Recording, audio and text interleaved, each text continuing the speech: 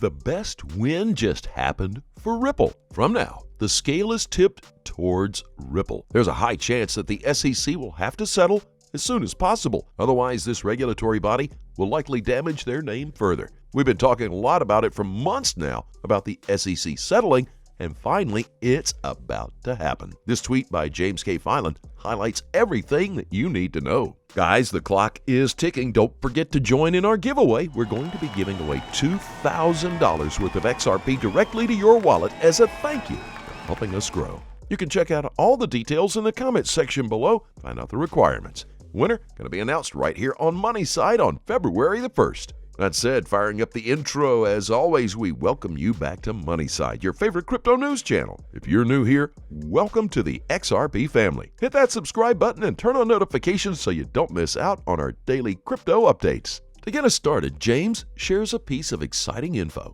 where Ripple's motion is granted in part as to Parts A, C through F, H through K, and P of Entry 1 of the Appendix A. If you haven't followed this court case, this essentially is a motion that Ripple filed to get access to early documents where the SEC came to the decision that Bitcoin and Ethereum are not securities. We know that the SEC has struggled to explain why they think Ethereum is not a security and why XRP is a security. And from the beginning, the SEC has been trying to hide this information, finding lame excuses why this info shouldn't be presented to the court. Yep, I said lame. It's been a game of cat and mouse in the courtroom, but now the law is actually siding with Ripple. And that's a complete game changer. There's a high chance that when the SEC was coming up with this decision, they also struggled to decide whether or not XRP is a security. When the court gets a hold of these documents, I'm sure the verdict will be imminent. That's because these documents are proof that the SEC has been making regulations as they go. They've never had firm guidance or an idea explaining to everyone what a security is and what is not. And that should eventually prove the SEC's incompetence and show the world what the SEC has been trying to hide from the public. What's even more interesting is that the SEC will have to provide several documents, not just one. Without a doubt, Ripple will have more than enough documentation to prove the incompetency of the SEC and the reason why this case shouldn't have been filed in the first place. Now let's just wait and see what Ripple and the court will uncover from these documents. All I can say is that settlement is just around the corner because now the court is pushing the SEC into the corner, which they might be forced to settle or otherwise lose their credibility in the crypto community. Even though we can see what the SEC is doing and making up excuses in court, Ripple still needs to prove their incompetency. And thankfully, these documents are coming at just the right time. Moving on to the next part, it just so seems the tide in the crypto market has shifted. Yep, today the price of Bitcoin dropped. And XRP, on the other hand, dropped by 3.4%.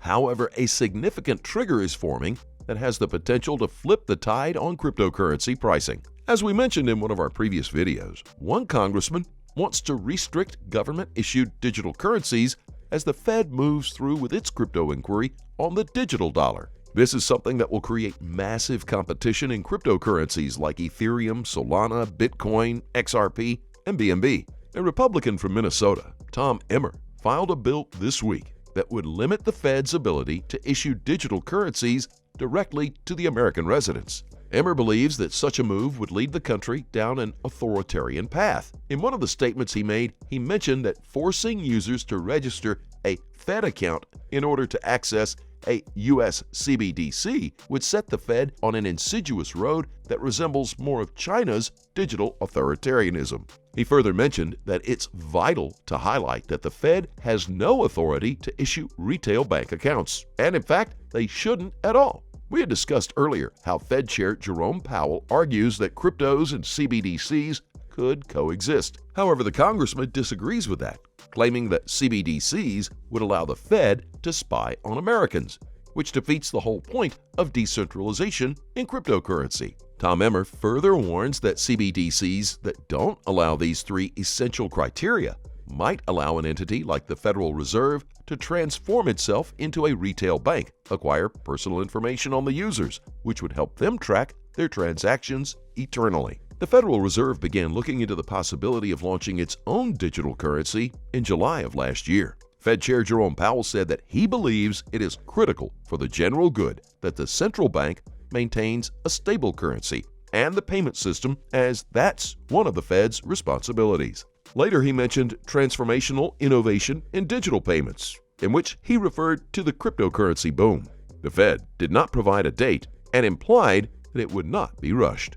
Powell said at a press conference that he believes it is critical that we get to a point where we can make an informed decision on this quickly. I don't believe we're behind schedule. I believe it is more important to do this well than to do it quickly. The Fed has yet to make a conclusion. Still on Tuesday, Powell told a U.S. Senate subcommittee that the much-anticipated study on central bank digital currencies would be released within weeks. As we have seen in the last couple of months, CBDCs are picking up steam worldwide. All in all, the general adoption of central bank-issued digital currencies among significant economies is a closely watched development among crypto investors because it's not yet clear how they would affect the major cryptocurrencies in the market.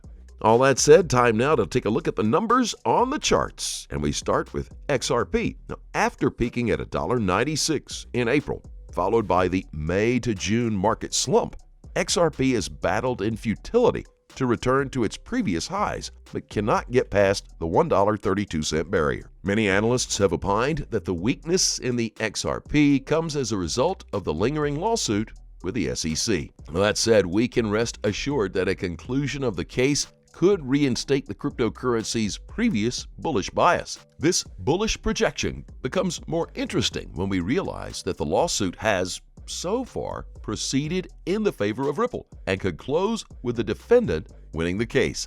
This outcome could push the 8th largest cryptocurrency to the $3 mark in 2022, possibly higher. XRP currently trades along the long prevailing ascending trend line as bullish sentiment returns to the broader crypto market following a slow start to 2022.